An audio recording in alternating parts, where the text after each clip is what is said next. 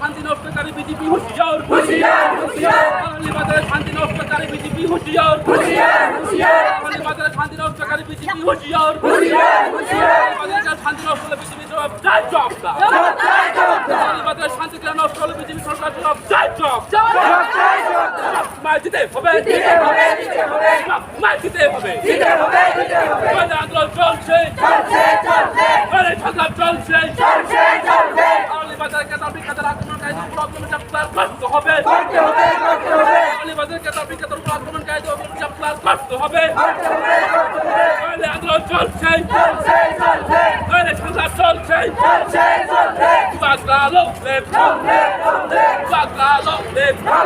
তাহলে বাজার কেতার বিখ্যাত আক্রমণকারী অবলম্বন করতে হবে টাকা নিয়েছেন পয়সা নিয়েছেন চাকরি দিবেন বলে তারপরে আমার ছেলের চাকরি হয়নি এবারে বিজেপি বন্ধুকে বিজেপিরই সেখানে পাঠাচ্ছে লজ্জার বিষয় এটা লজ্জার বিষয় এই বিজেপি বন্ধুরা কি করে মুখ দেখাচ্ছে এটা লজ্জার বিষয় ভাই বন্ধুগণ আমি বলতে চাই এই ত্রিপুরা রাজ্য থেকে বিজেপিকে আমরা যে কোনো ভাবে সেখানে উৎখাত করবো আমরা তীব্র আমতা করবো আমরা তীব্র আমতা বিজেপিকে ত্রিপুরা রাজ্য থেকে উঠাবো এটা আমাদের প্রতিশ্রুতি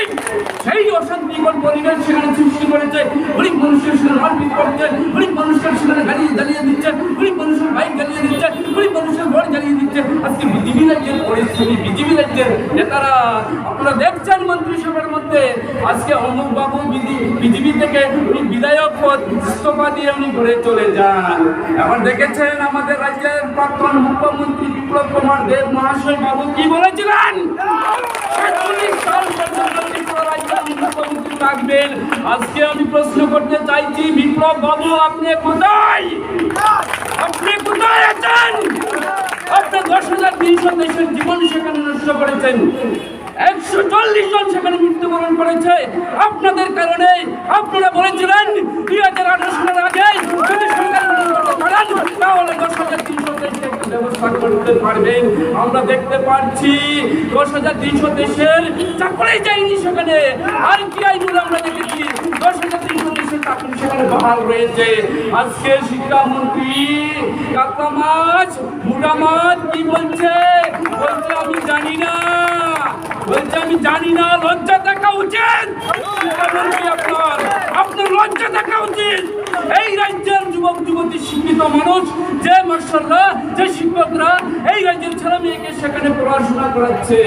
শিক্ষিত করে তুলছে তাদের পেটে লাথি মারা এই রাজ্যের মধ্যে এডিসি এলাকার মধ্যে 250টি স্কুল সেখানে বদ্ধ রয়েছে বন্ধুগণ এটা কি গুণগত শিক্ষা আমি চাইছি এই রাজ্যের মধ্যে কেউ যদি বলে আগামী 23-এ ভোট নেওয়ার জন্য বিজেপি বন্ধুরা আগে প্রতিটা উত্তরের জবাব চাইবেন আপনারা ত্রিপুরা রাজ্যের মধ্যে কি করেছেন কি উন্নয়নমূলক করেছেন আমি একবারই কমলপুর থেকে হালালিতে এসেছি রাস্তার অবস্থা বেহাল খারাপ এখানে হালালি থেকে দুর্গাচুমনি যাওয়ার যে রাস্তাটা সেই রাস্তাটা খারাপ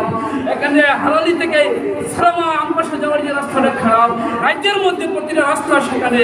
খারাপ হয়ে আছে নষ্ট হয়ে আছে অচল হয়ে আছে মানুষ কিভাবে বাঁচবে আজকে